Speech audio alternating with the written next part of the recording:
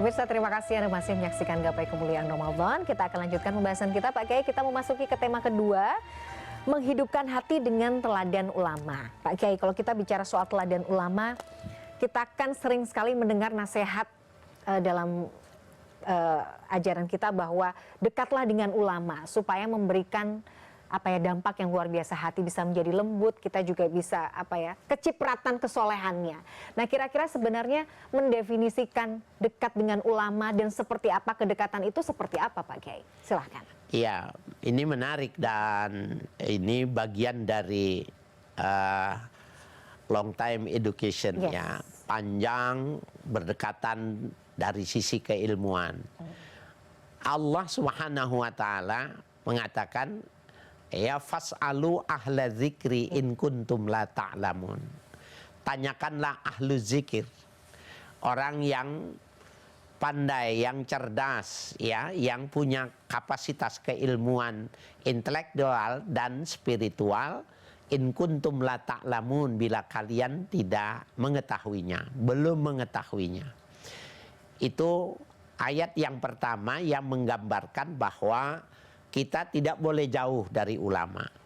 Di dalam ayat lain, kenapa kita mesti bertanya kepada ulama, kepada kaum rohaniawan? Karena Allah di dalam ayat lain mengatakan kedudukan mereka itu adalah kedudukan nubuwah.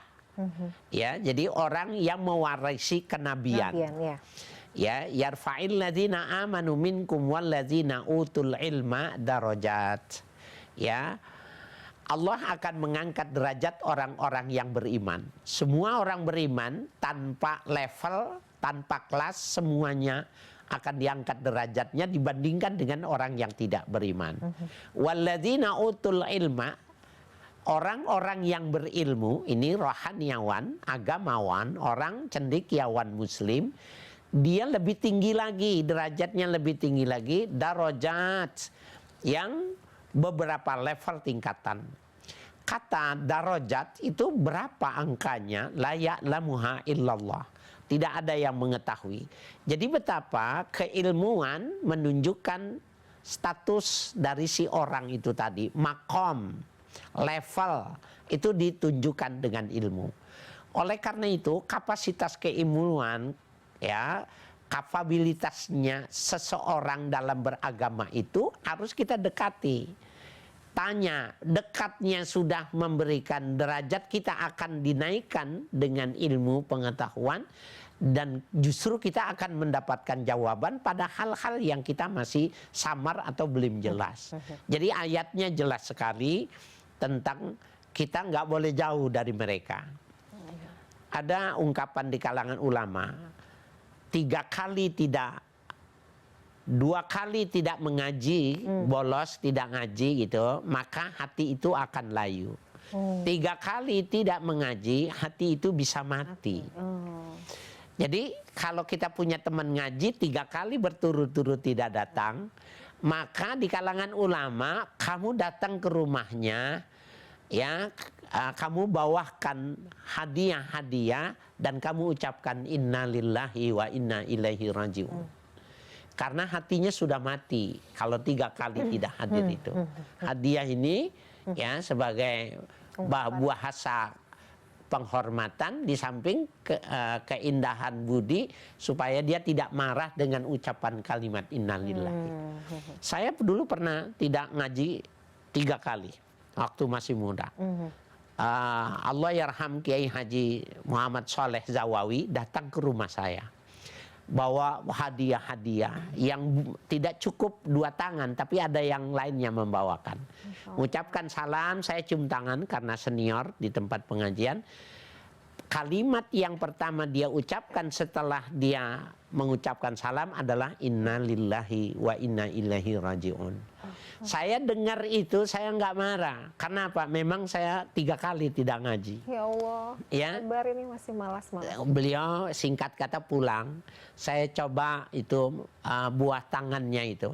Sepertinya saya tidak bisa memasukkan kerongga ini untuk masuk ke rongga perut itu nggak bisa. Sepertinya saya teringiang-ngiang kalimat innalillahi wa inna ilaihi rajiun. Dan mulai saat itu saya tidak pernah bolos. Masya Allah. Walaupun sakit saya tetap datang.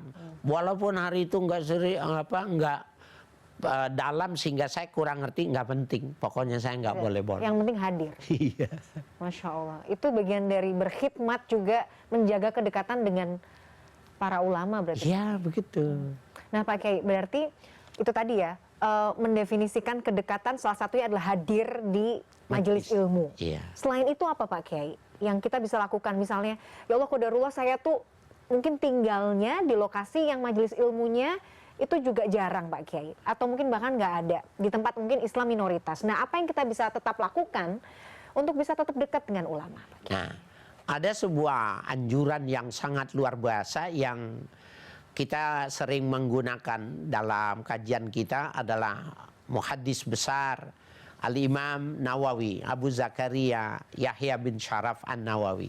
Beliau mengatakan, yambaghi li ahlil ilmi ayya'mala ilmahu walau marratan wahidatan liyakuna min ahli.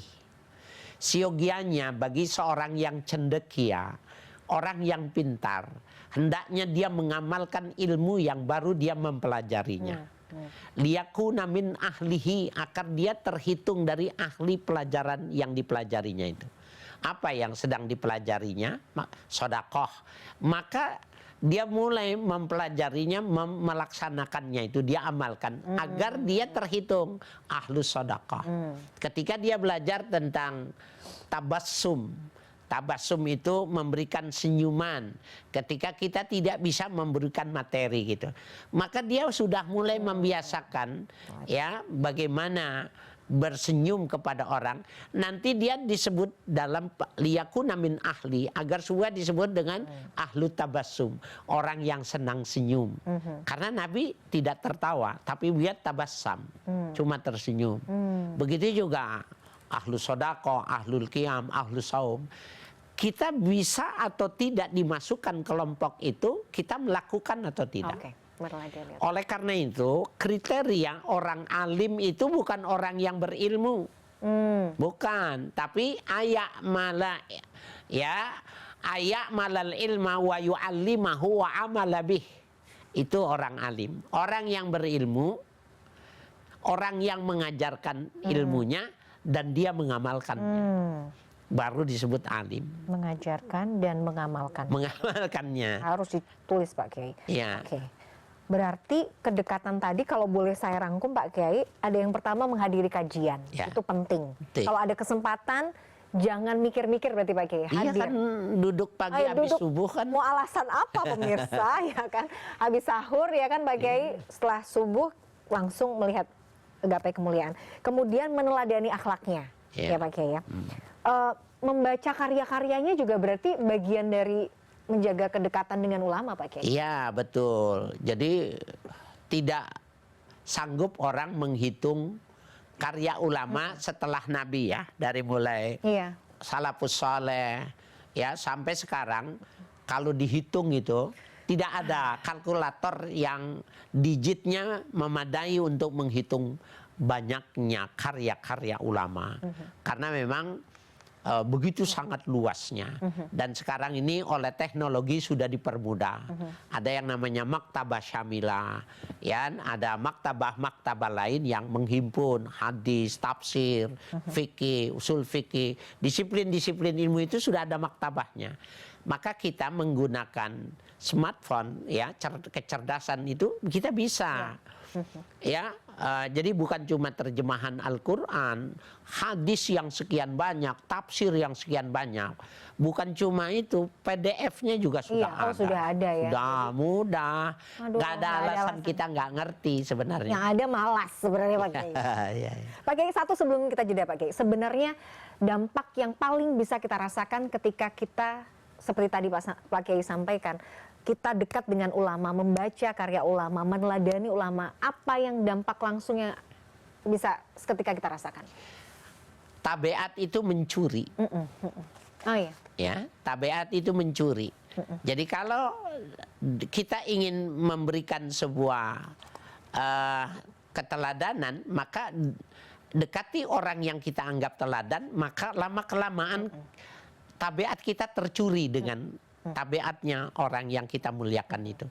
Jadi memang khilqah asliyah, ciptaan kita itu fotokopi. Siapa yang terdekat, maka lebih banyak fotokopiannya kepada orang itu.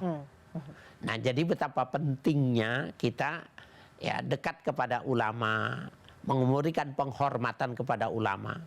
Imam An-Nawawi dalam kitabnya itu menjelaskan tentang bab sendiri tentang ikramul ulama wassalihin, memuliakan ulama dan orang-orang soleh. Itu adalah sebuah pesan yang jangan dilupakan bagi kita para tolabah, ya, para pencari ilmu. Jadi tabiat itu mencuri. Kita bergaul dengan siapa, maka refleksinya akan kembali kepada diri kita. Pasti kita tercuri. Baik, Masya Allah. Pak Kiai, kita jeda kembali. Nanti kita akan lanjutkan. Pemirsa jangan kemana-mana. Gapai Kemuliaan Ramadan masih akan kembali setelah jeda yang satu ini. Tetaplah bersama kami.